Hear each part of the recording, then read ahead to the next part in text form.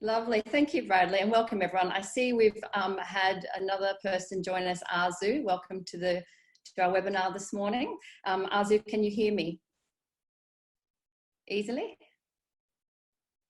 Great. All right, let's get started. So today we're going to cover the following topics. So it's basically divided into three parts, this presentation. We're going to define critical thinking. We're going to talk about why it's important, and then we're going to talk about how we can master it. What are some exercises that we can do? And when we get to that third section, I'm going to talk generally first of all, and then and cover those 3 points. I'm sorry about the typo there, about theory, practice, and attitude. And then in the practice section, I'll start talking about how you can practically apply that at university with some tips. All right, so that's the map for today. First of all, let's just start with defining critical thinking. And I'd like to start with what it isn't, okay? Critical thinking should not be confused with being argumentative or being critical of other people. Although it's useful for showing when someone's making a bad argument or using bad reasoning, it can play a really important role in cooperative reasoning and constructive tasks. It helps us acquire knowledge, improve our theories, and strengthen our arguments. It can improve our work processes and our social institutions. This is a definition that I really like. It's quite simple.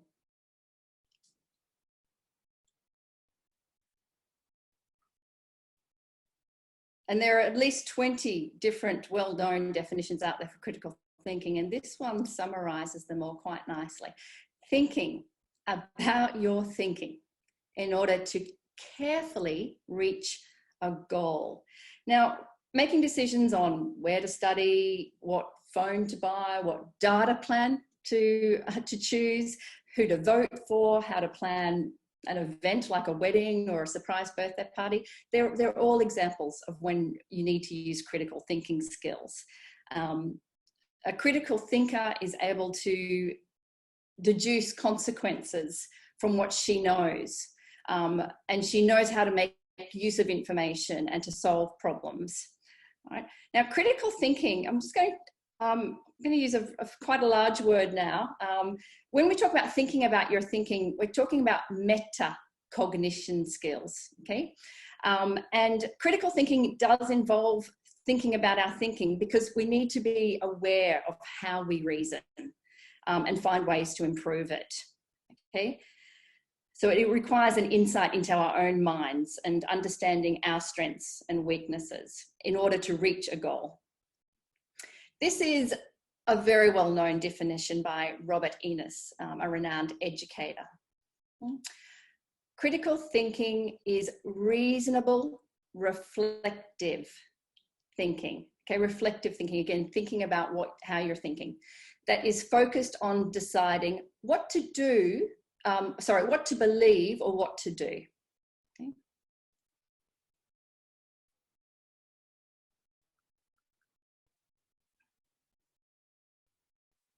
So it is a higher level thinking skill, and we have to be aware of the good principles of reasoning, and we have to be reflective about our reasoning, but we also need to make a conscious effort to improve ourselves and avoid biases and maintain objectivity. And this is really, really hard to do. So we're going to start with our own critical thinking exercise. And I've just put some pictures up there of maybe life in lockdown for you during the last month or so. These are photos from the Gulf News newspaper of what folks in Dubai are doing during lockdown, except for the one in the far right. That's the New Zealand police force having a bit of fun in a Zoom meeting.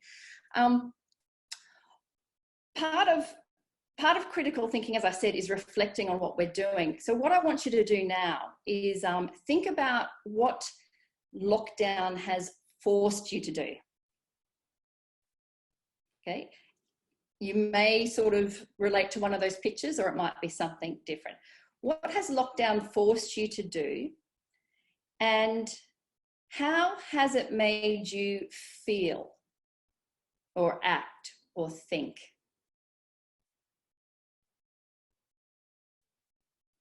Okay.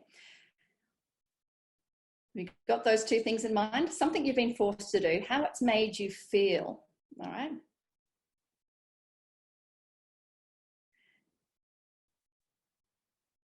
Stay indoors, yeah, feel bored.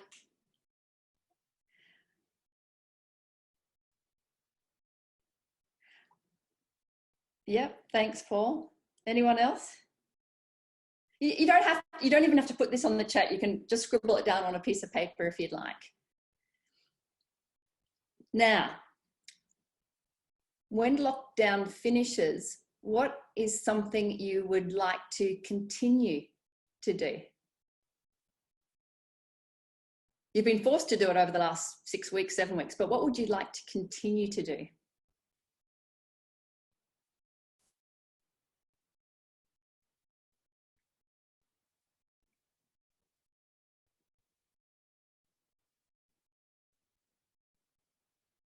Why would you like to continue to do it?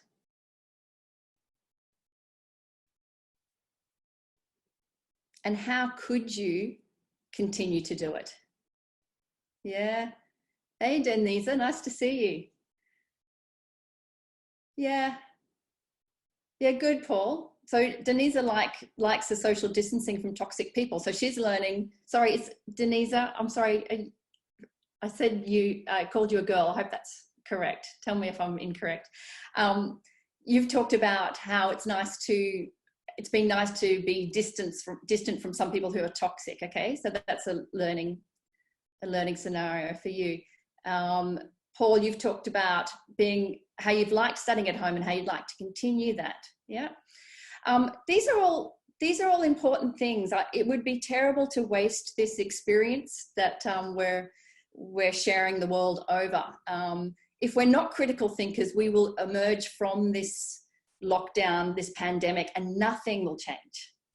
But as critical thinkers, you reflect on what was good about it, and what you want to keep going and make it happen. Okay.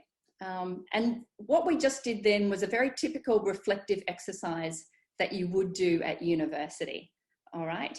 You reflect on an experience, you think about how it made you feel, and act and think. You think of a new idea.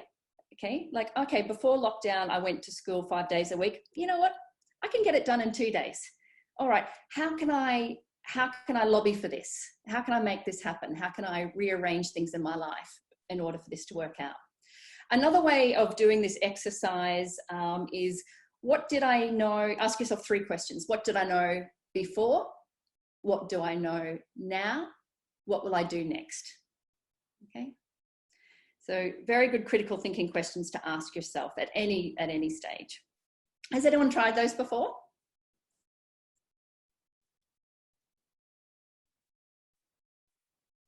Yes, Philip.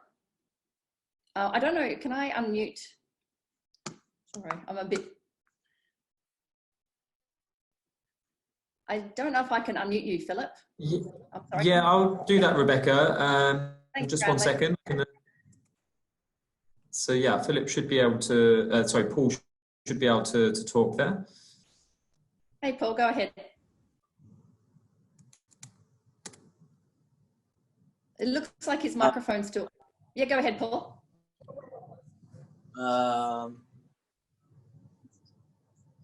Well, it's actually my first experience coming here.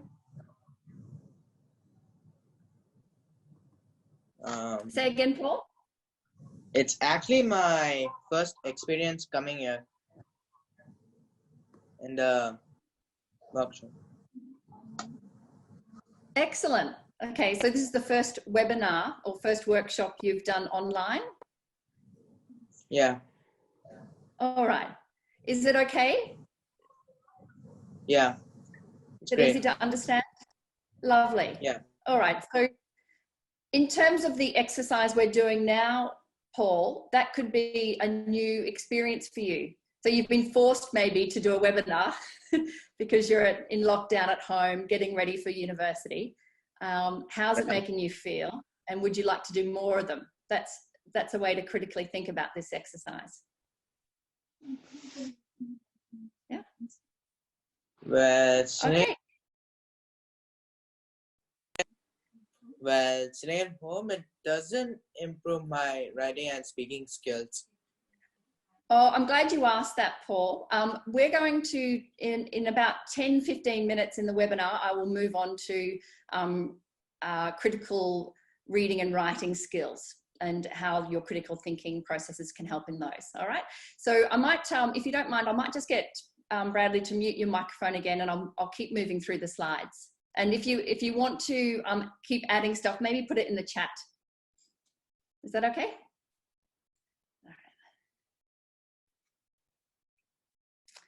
All right, so moving on.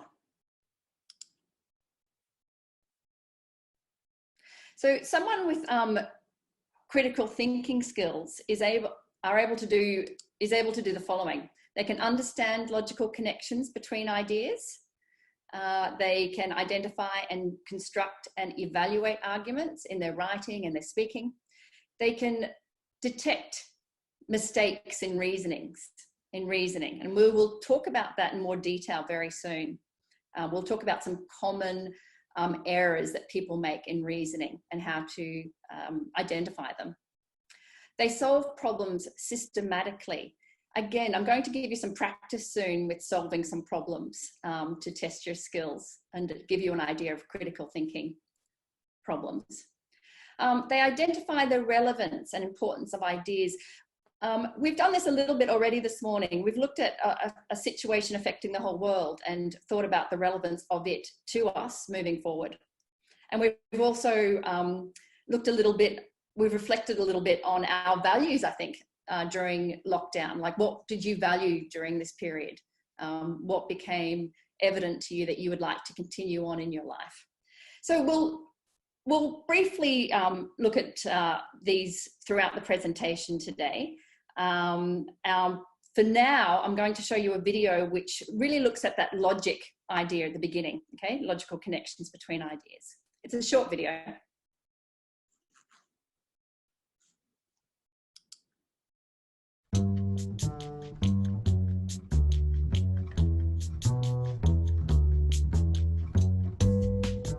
The universe is a big place, huge in fact, and rather complicated. Unfortunately, the human brain is relatively tiny and simple, at least in comparison. To help you survive, it has to work hard to make sense of things. It does have some clever tools to help it achieve this. It can turn experiences into symbols, recall sensations, and identify patterns. But most mental tricks take a lot of energy, and so your brain takes shortcuts. For example, it will seek out ideas that confirm what you already suspect. It will find the ideas of people you trust to be more appealing than those of people you don't. It will take your own experience and treat it as evidence. It will blur the lines between what you feel to be the case and what you know to be the case. Most of the time these tricks serve us so well, we're hardly even aware of them. But sometimes they mislead us. The biases which can be so useful can also blind us. And in a complex world of differing opinions, it's hard to know when to think using shortcuts and when to put some effort into using our heads. Thinking doesn't always need to be hard, however. Logic is a useful way to identify ideas that are likely to be helpful. Logic is a way to combine ideas to come to a conclusion. It's like maths, only it can deal with more than numbers. You've probably used it already. Think about the last argument you had. Did it go a little something like this? But everyone else is allowed to go, why can't I? A logical argument would be structured, all people are allowed to go, I am people, therefore I should be allowed to go. Logic is a useful way to combine established ideas to support the acceptance of a new idea. Looking for logic in an argument can help you decide whether you should agree with somebody or wait for more information.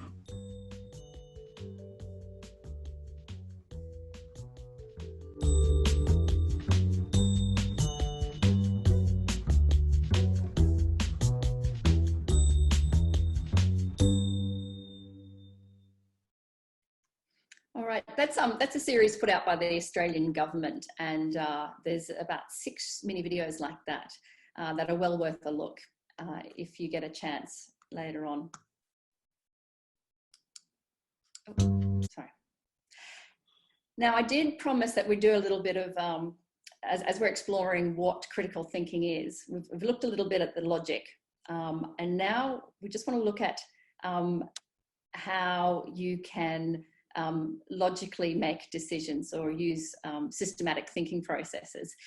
There are different psychological tests that are used to evaluate critical thinking skills. And the most popular ones are very standardized and benchmarked against a larger sample. I'm going to give you one that is quite famous, but it only has 3 questions. And it was made by the management professor Shane Frederick.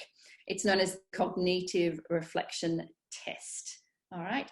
Now, I'm going to put up 3 questions and give you, I'm going to give you 5 minutes. I know that sounds like a long time. If you're finished before 5 minutes, please tell me, okay? And we'll get back to the PowerPoint presentation, all right? Here are the questions.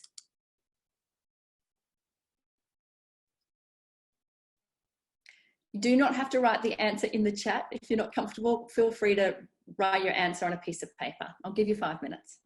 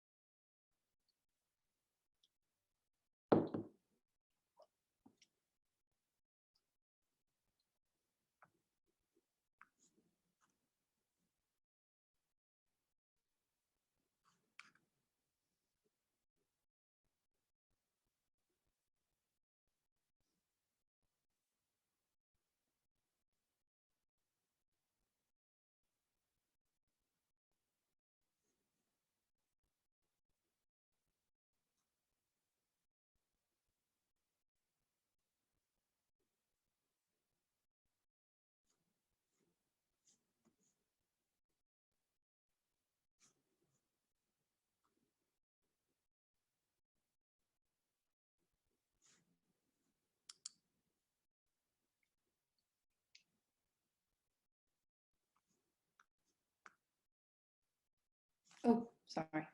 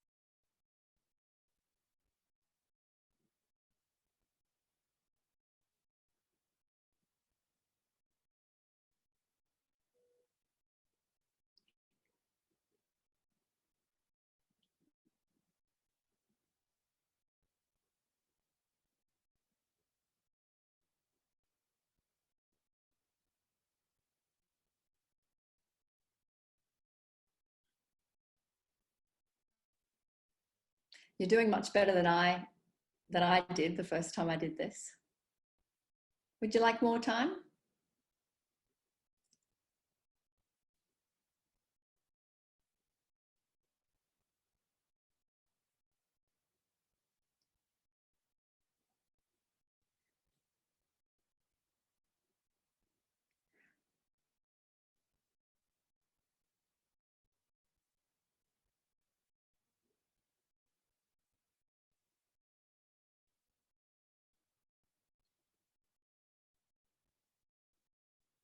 Well, I'm sure the anticipation is killing you. Thanks, Paul. I saw that you'd finished, and Arzu. Is that enough time for everybody? Can I move on with the answers? Just put yes in the chat box if you're ready to receive the answers.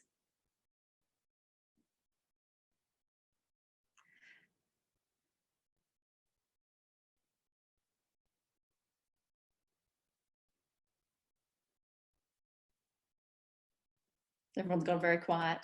I might just show them, all right, so we don't lose too much time. All right. Well, well done, Paul, on the first one. Well done, Arzu. Oh, sorry. Well done, Arzu, on the first and second one, and the third one. Those are the answers.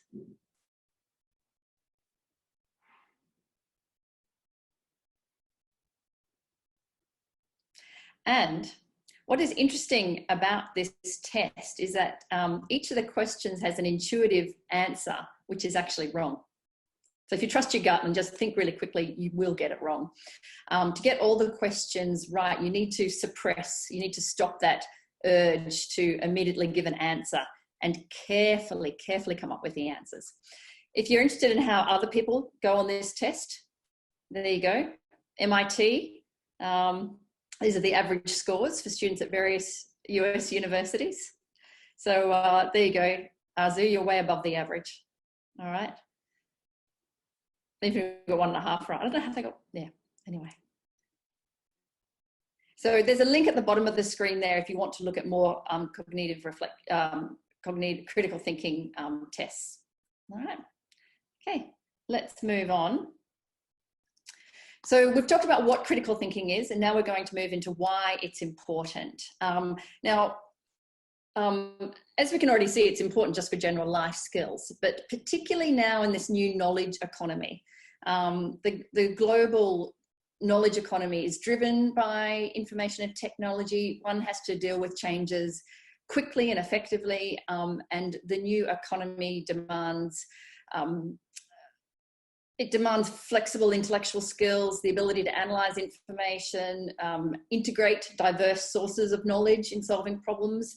And you need good critical thinking skills in this arena, in this fast changing workplace, as we've all discovered over the last 6 or 7 weeks. Yeah. Now, this table, so I've talked about the new knowledge economy, and this table that I have up here is from the World Economic Forum. Every year they sort of do, or every couple of years they do a projection looking forward 5 years or so. So this is their projection for 2022. And they're saying that the skills required to perform most jobs will have significantly shifted by about 42% in the lead up to 2022, okay, as much as 42%. So you can see what's growing in that table and you can see what's declining. Obviously, technology competency is a huge thing, but we also have to look at the human skills such as creativity, originality, and initiative, and critical thinking. Critical thinking comes up there, I think, at number 5, all right? In their previous research, it was listed as number 2. But the point is here is that the ability to think clearly and rationally is important in whatever profession you choose to do, all right? They're not restricted. Critical thinking is not restricted to a particular subject area, okay? It also enhances your language and presentation skills because you'll be using logic and structure when you write and present and debate. All right. It's, as we've already witnessed, it's crucial for self-reflection, which is in itself part of a learning process. In order to lead a meaningful life and to structure our lives accordingly, we need to justify and reflect on our values and decisions. And finally, it's critical thinking is the foundation of science and democracy. Science requires the critical use of reason for experimentation and to confirm theories. And the proper functioning of a liberal democracy requires citizens who think critically about social issues, and the citizens who avoid biases and prejudice. All right. Now, why is it important at university? I think it's fairly clear. I may have just missed, did I miss one there? No. All right, so why is it important at university? I think what we have to, let me just go back a slide here. At high school, most learning occurs at the levels of knowledge, understanding and application. So you might be expected to learn the names and properties of chemical elements, okay? That's knowledge, and understand why they react with each other. That's understanding, and conduct experiments. That's application. And at these levels, memory and comprehension are necessary and remain so at university. However, at university, your tutors, your lecturers, your professors will expect more. And you'll find yourself handing in assignments and they will write on your assignment, this is just a description, or analyze this in more detail, or you haven't understood the issues, okay? So the top three intellectual behaviours at university, or in life in general, but definitely the top three you need at university are those: creating, evaluation, and analysis. All right. Now, analysis refers to the process of examining the parts and to make it a whole. All right. Evaluation is about expressing opinions and, excuse me, sorry. Is about expressing opinions and talking about the work of other people and expressing justifications. And the final one there is the most difficult, and it's creating, all right? Synthesizing ideas from different sources. Excuse me for a moment, my daughter has just joined the class. Thank you, Izzy. Can you please leave and close the door? The phone is outside. Sorry for that.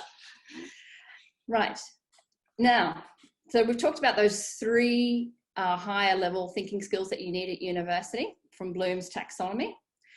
The other point that I want to make out is the fact that research is a conversation, all right? We forget about this. I think when we start university, we lose our voice a little, and we just want to use the voices of other experts. But, you know, textbooks and study guides, they present knowledge as unchanging. But in fact, all disciplines are constantly under review and are constantly changing. So there's a process of research, evaluation, reflection, feedback, and it's like a conversation. So your university courses give you the opportunity to join in on that conversation. And that's where you synthesize knowledge, you integrate it, and you create new knowledge. And it helps you to find your voice. So how can we master critical thinking? All right. We have to first look at the theory. All right. And this includes knowing the laws of logic, as we saw in that first video, understanding methods of scientific reasoning. But it also is about, you have to know how not to reason, like what are the typical mistakes that people have. And you have to understand what your own cognitive biases might be. All right. All right. So I'm going to play a video. All right. I'm just going to play a video first, and I'll go back to this. All right.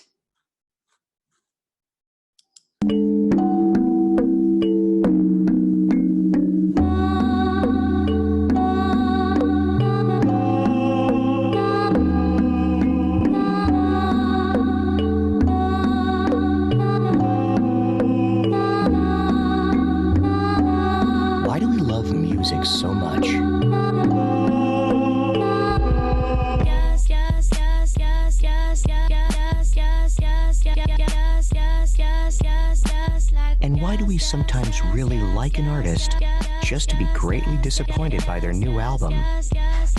If the musicians didn't just suddenly lose their talent, what happened here? The secret to why we like music lies in the anticipation, repetition, and recognition. When a band changes their style, they fail to fulfill our expectations. What's remarkable, though, is our brain does not only process music that way. We are designed to find patterns in everything we hear, everything we take in, and the information we learn makes up the construction of our opinions. Once we established a belief, we go further in seeking supporting material. We find confirmation in the media, our own experiences, or what others tell us. Though useful in acquiring knowledge, here's the downside. Any information that threatens the architecture inside our heads will be disregarded. Our brain does not like the identified pattern to be broken, just like it wants to keep listening to a catchy song. Generally speaking, we're constantly looking for reassurance of our values. Contradiction causes us discomfort, which is even stronger when emotions and habits are involved. So we don't challenge our own beliefs, even if we're exposed to evidence against them. The phenomenon is called confirmation bias and occurs to everybody: journalists, uncles, doctors, students, teachers, and even politicians. Especially intelligent and educated people are subject to bias because it happens subconsciously and merely knowing of the issue doesn't prevent it. Real critical thinking is physically exhausting, and in a fast-paced, information-loaded world, we often need to rely on our instincts to make quick decisions. Yet, if we admit to ourselves we are wrong in something, we must face the fact that we don't think as logically as we assumed. Scientists therefore have to actively find methods to overcome it. For example, trying to disprove a theory in order to test it. That is why you should always question everything. Because we grow by keeping an open mind. Just like with music, we can only discover beautiful new things when we open up to what is different to what we already know.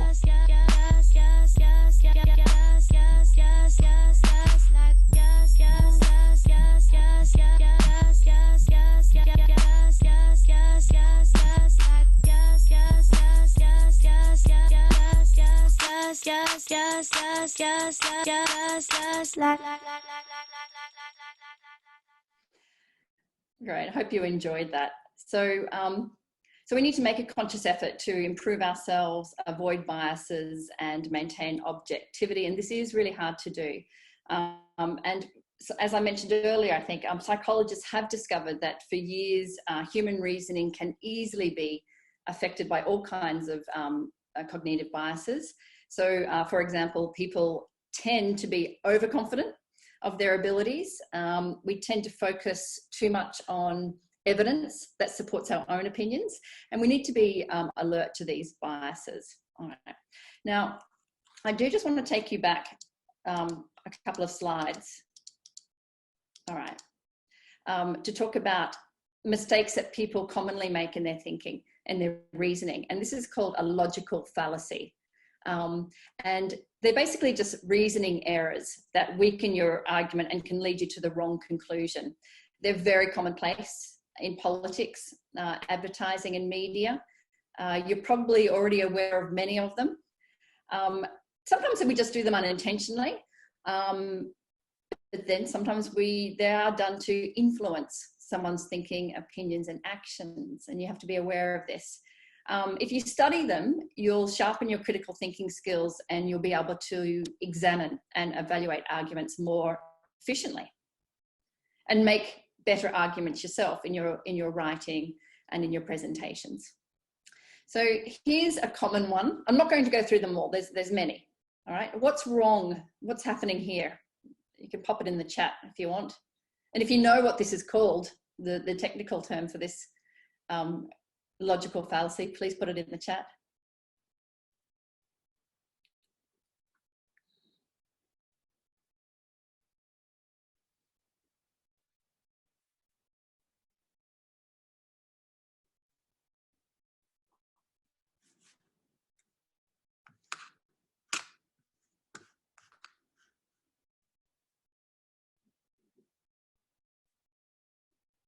All right. Well, I guess the goose on one side is trying to make a logical argument, and maybe her partner is using an argument which we call ad hominem, and that's an attempt to counter another person's claims by attacking the person rather than addressing the actual argument. Okay, now we have a famous president in the world who does this daily, as you're all aware.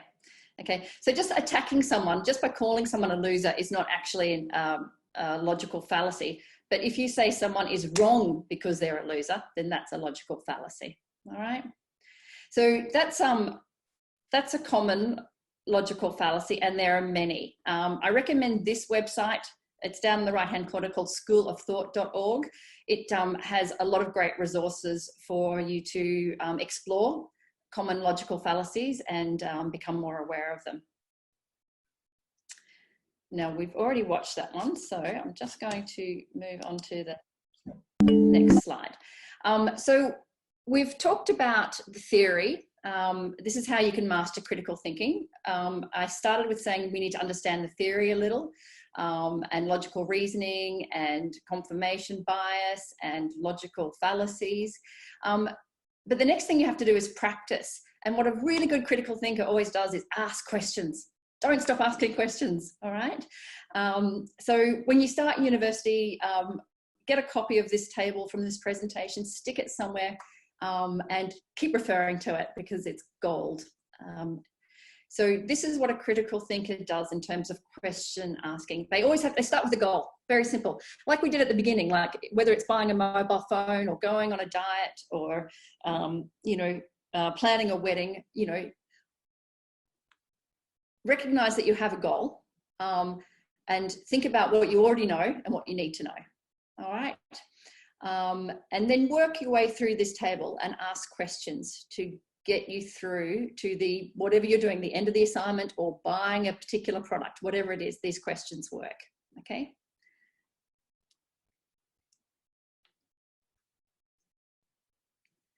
The other thing you can do is create habits, and I'm going to give you some ones that are, I think, quite specific to university. All right.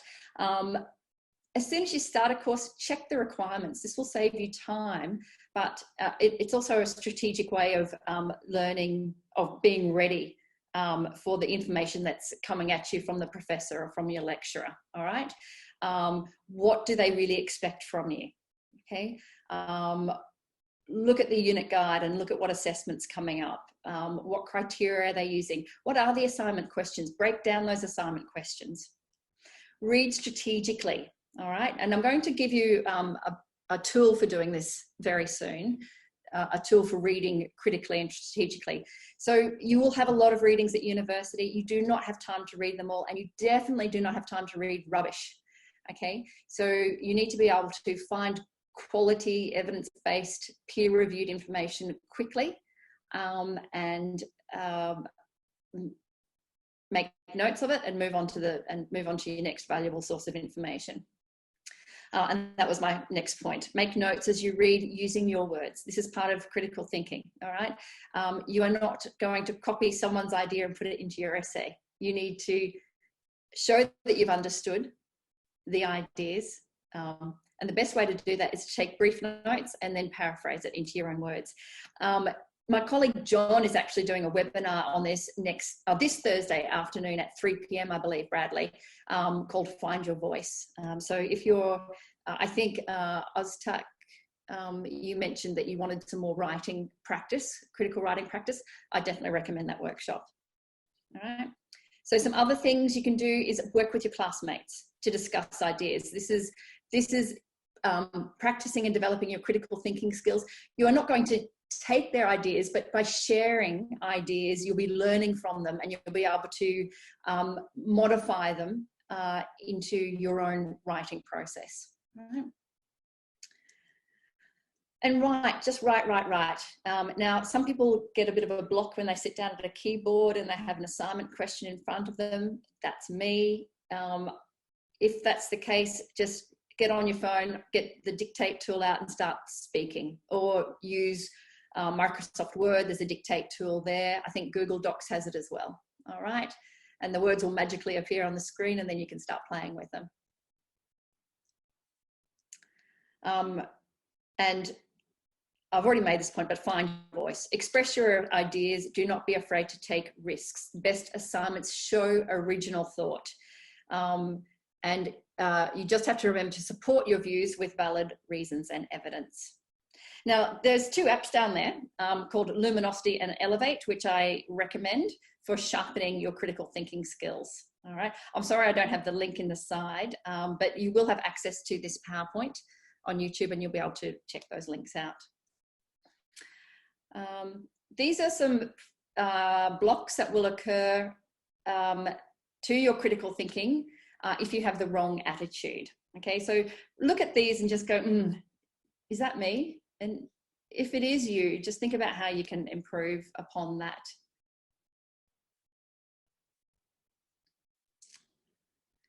Okay, so this is the last part of the seminar, from me anyway, and this is just to give you some practical tips for finding relevant information online. So in the chat, could you just quickly answer those questions?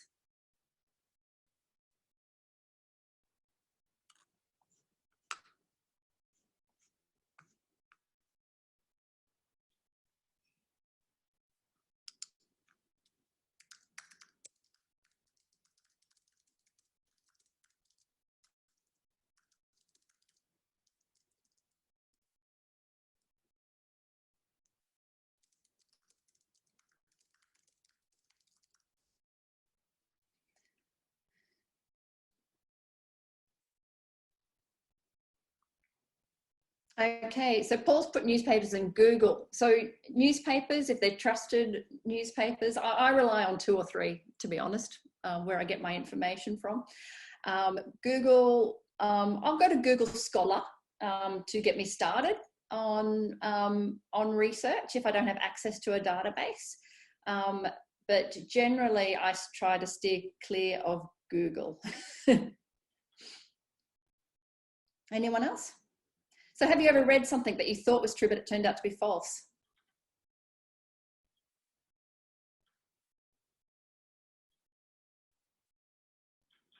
Yeah. How did it make you feel, and what did you do about it? I've made the mistake before of retweeting a photo that was not in the context, that had been used in a different context than what had been stated. I was so embarrassed. It's very easy to do.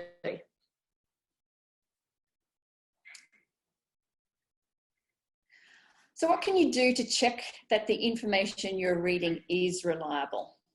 All right. Sorry, my computer's just frozen.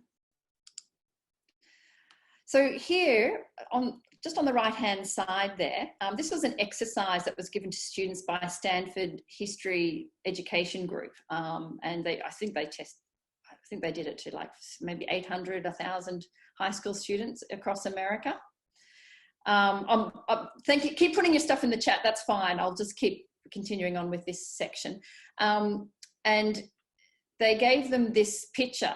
And the title, on March 11, 2011, there was a large nuclear disaster at the Fukushima Daiichi nuclear power plant in Japan. Now, we all know that's true. This image was posted on Imgur, a photo sharing website, in 2015. And the person has said, not much more to say. This is what happens when flowers get nuclear birth defects. All right. So do you think this is true or false? Do you think this is real information? Yep, cross-check with reliable sources, great.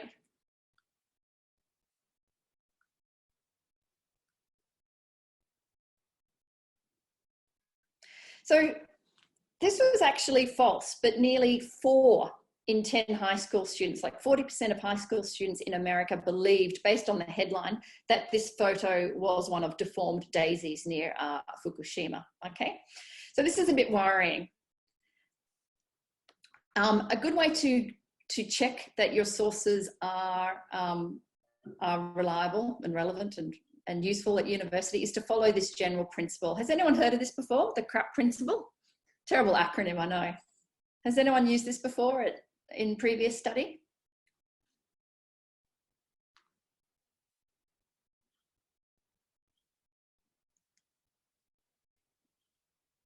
Okay, this is wonderful. So along with that table I gave you earlier, make a note of this, all right? For whenever you're reviewing something online or in a journal or hard copy or on a WhatsApp message or a Facebook post, use this principle, all right? There's a short video on it, just here. When you're trying to figure out if a source is appropriate to use, there's an easy way to check. CRAP. CRAP stands for the 5 things we are looking for in a source: currency, relevance, authority, accuracy, and purpose. Currency refers to the date when a source was created, either when an article or book was published, or when a website was last updated. The date of publication may or may not matter, but it's important to know if you need something current. Relevance is probably the criteria that you'll think to look for first. Namely, does this information relate to the topic I want to write about? Relevance also addresses if your information is written at the right level and who the intended audience is. Authority asks who wrote and published the article. Most articles should include the credentials of their author, sometimes the institute or department where they work, and in some cases, contact information. The next letter stands for accuracy. You want to make sure that the work you are pulling information from is legitimate, and that any claims that work makes are supported by evidence. The easiest way to check this is to look at who the article has cited. Make sure they are using academic sources, or at least legitimate ones. The final criterion is the purpose of the article. Think about why it was written and what the author wants to accomplish. Some authors or publishers might present only one side of an argument, meaning that they are biased to present information in a specific way. Keep this in mind when choosing sources. After looking through these criteria, you should have a better idea if your source is acceptable or not. And just remember, the more research you do, the easier evaluating resources will get.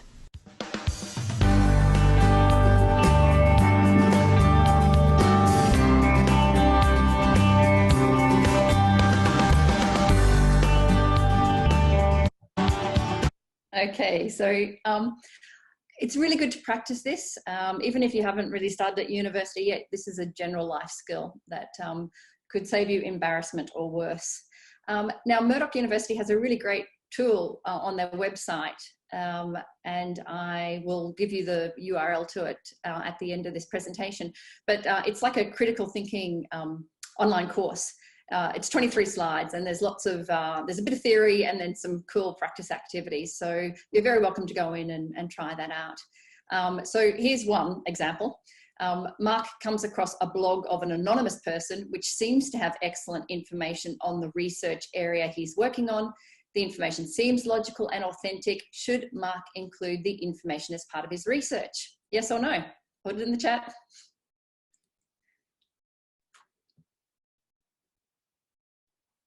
What do you think? Should he include it or not?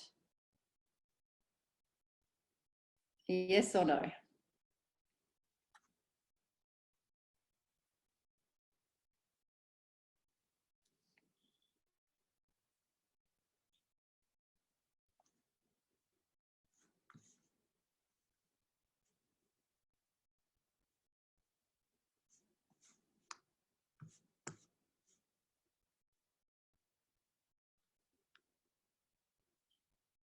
Yeah. Okay, so Paul says yes. Denisa says a blog is not an academic resource. Okay, if you look back at the previous slide,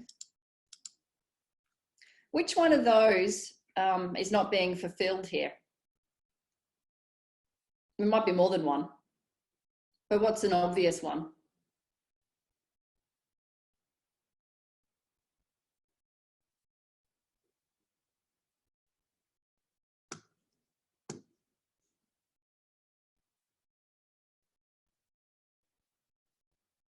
Yeah, the purpose of it, maybe.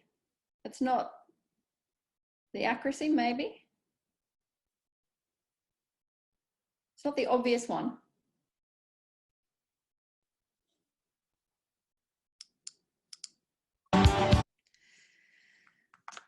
The main thing is that it's from an anonymous person. There's no name to the article. You don't know who wrote it, okay? If you don't know the author, you do not know if they're a subject matter specialist, if they have the authority to write about that, or what their purpose is in writing it, okay? So the big one there is that you don't know the author, all right? Now, the next one is a little bit more difficult to do because it involves you typing in that URL. I'm sorry I didn't organise it earlier and put it in the chat. But Sam is at university and is researching the best way to quit smoking. All right, and his question topic is, if you are addicted to smoking, oh no, sorry. He's looking at ways to quit smoking, and he's found a article, and the article title is called, "If you are addicted to smoking, nicotine replacement medications can double your chances of quitting successfully." Just looking at the title, okay, do you think that would suit his assignment question?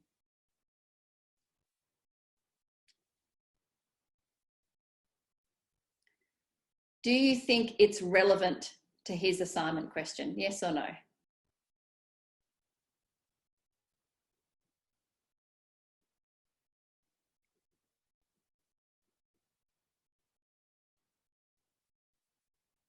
If he reads that whole article, will he find information to help him with his assignment? Yes, it is relevant. Good, Paul. Now, for currency, we'd have to go into the website. I won't do that with you now, but if you do go into the website, you'll see that it's the currency, the date of it is about 2017. So yes, it's up to date. All right, fairly up to date. Reliable. Now, what is the last, when you look at the URL, what does it say? It's got www.quitnow.gov, G-O-V. So general rule of thumb, if it's a .gov site, then it's going to be fairly reputable. If it's a .com site, less so, all right? So that's your first warning flag, all right? And so you'd have to go into the website next. For me, as a researcher, I'd be going, yep, great, it's relevant, it looks current, probably reliable, and then I'd go into the website and check that they'd used accurate spelling and the purpose was what it was supposed to be. All right, so these are some links to further practice for you. The first one is just like they show you a lot of different news articles and you have to decide whether they're fake or not. The second one is the link to the Murdoch website for practicing critical thinking. And the last one is a further practice for CRAAP, CRAP, okay? That's a very good practice website for you. All right, well, that's it from me. I'm sorry, Brad, I took a little bit longer than I meant to. If anyone has any questions, please feel free to put them in the chat. Handing over to Brad. Thanks, Rebecca. And yeah, no need to apologise. Yet again, a very interesting and very useful presentation. And yeah, again, even, you know, I've taken a lot away from that. I think particularly the cognitive test earlier on, I was, yeah, when I came away with 0 out of 3 there, I felt as though I definitely need to go back and look at the way that I critically think about things. So yeah, definitely very useful. And as always, for those that are in attendance today, we will be forwarding a link to the recording of this so you can come back through and check the presentation slides and anything extra that you want to take away there. Do we have any questions from the attendees? Please, you can write those in the chat box now for either Rebecca or myself. Just whilst I'm giving you a moment to do that as well, what I will do, Rebecca, is just share my screen now, if that's okay. Yeah. Just make a few final points.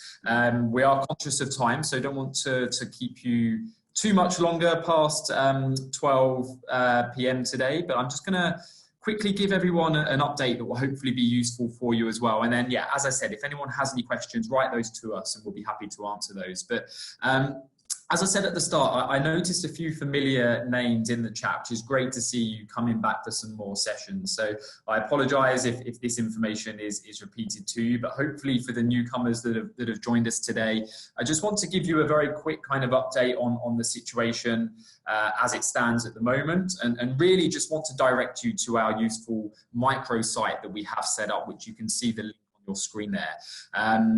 As we kind of know, it is a very uncertain time, and the next steps, could be of concern for you in terms of your future education. So we want to make sure you're supported and that you don't feel isolated too much with regards to that. So please, you can check on our website here for the most up-to-date information about what's happening, certainly at Murdoch University. It's great to see many of the attendees coming to join us from Dubai itself today, which is great. So you'll be very aware of kind of the current situation here on the ground. But when it comes to Murdoch, you can use the information on the website link provided there.